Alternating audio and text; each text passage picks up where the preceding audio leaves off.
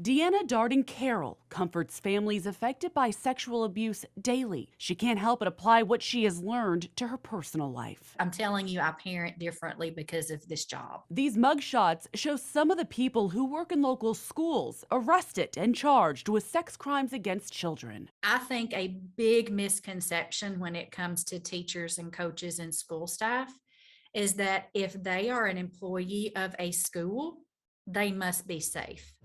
Passing a background check just means that they have never been criminally charged. A majority of those who educate do it for all the right reasons.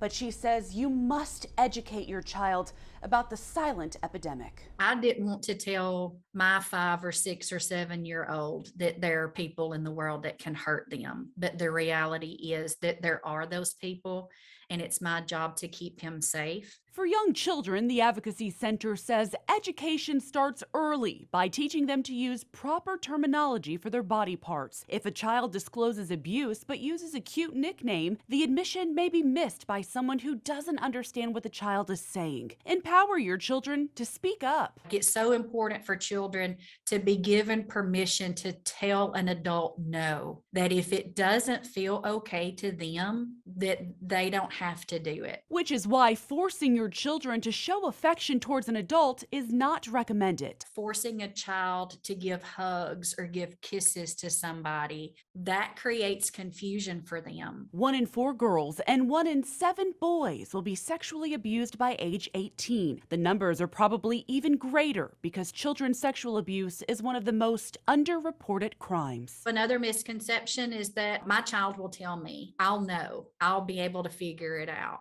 And that's not always the case. Offenders use different strategies to keep their victims from telling. Having ongoing conversations will help children prepare a plan if something does happen. Has anyone touched you in the places that they're not supposed to touch? Has anyone asked to touch you there? Has anyone asked you to touch them there? Has anyone taken photographs or asked?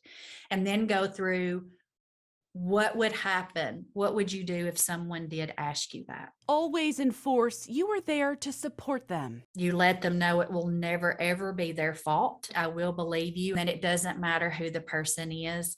Even if I love them, I love you more. Alex Dennis, News 2.